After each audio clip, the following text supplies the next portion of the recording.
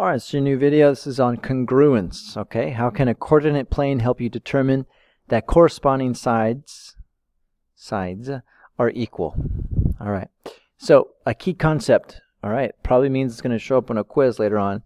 If two figures are congruent, their corresponding sides are congruent and their corresponding angles are congruent. Okay, so if two things are the same size and the same shape, that means the side that compares to the other side, those are going to be the same, and the angles are going to be the same. Alright, so what do I mean by that? Alright, so here we go. This is what you're going to start to see more of, these symbols. ABC, okay, if triangle ABC is congruent, this symbol means, okay, this symbol means congruent. Same size, same shape, right? Same size, same shape.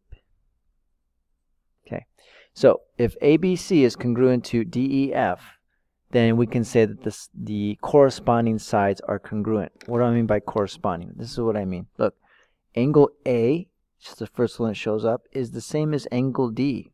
And we show this here by a little one arc. One arc means that, hey, those two are the same exact measure. Next, angle B is the same as angle E. Angle B, notice there's two little marks. It's the same as angle E, two little marks. Okay, and then that brings us to the last one, angle C. Angle C is the same as angle F. It's the third one of the line, third one here.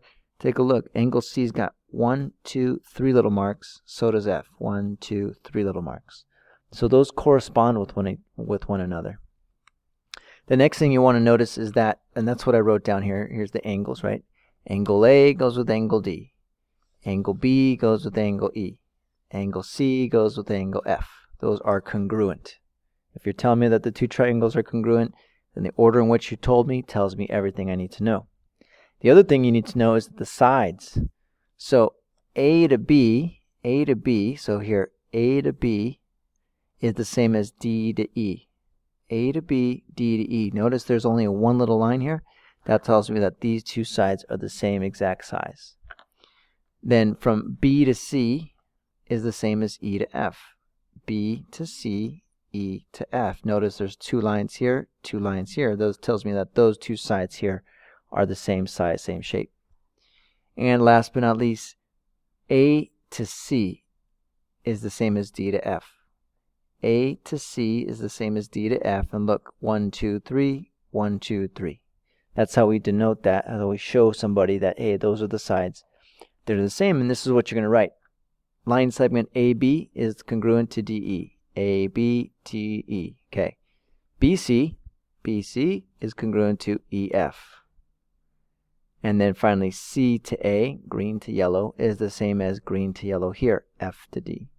So that's how we show that. That's what all those symbols mean, congruent and line segments there.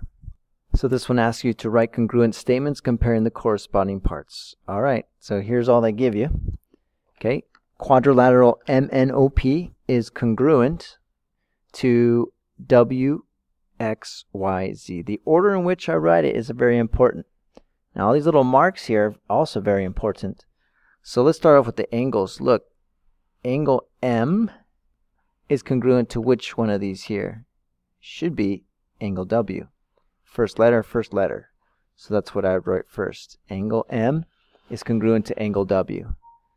Next, angle N, two little marks, is congruent to angle X, two little marks. And that's what I would write right there. Next one, angle O is congruent to angle Y. O, 1, 2, 3. Angle Y, 1, 2, 3. Okay, it's also the third letter. That's the third letter. Last but not least, angle P and Z are congruent. And again, you can see the same markings. As far as the side measurements, take a look. This one has a 1, so M to P is going to be the same as W to Z, WZ. Then the ones that have 2 marks match up, the ones that have 3 marks match up, and the ones that have 4 marks match up. And so this is what you write here. Okay, you can double check your work after that. And here's the last type of example. triangle EFG is congruent to LMN. That looks just like that, but this time I gave you some sides, some measurements.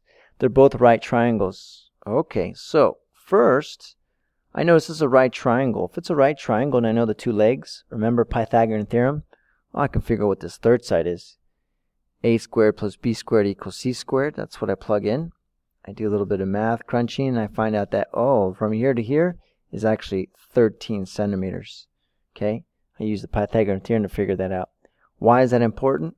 Well, look, if I know that these two shapes are congruent, then I know that this hypotenuse is the same as this hypotenuse.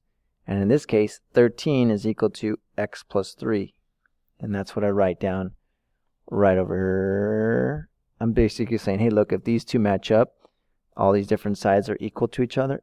F to G, which I found it was 13, is the same as M to N, which in this case was x plus 3.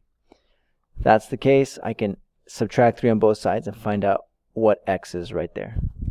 Okay, so just want to let you know that's how you do those type of problems. Come to class tomorrow with some more questions if you need it.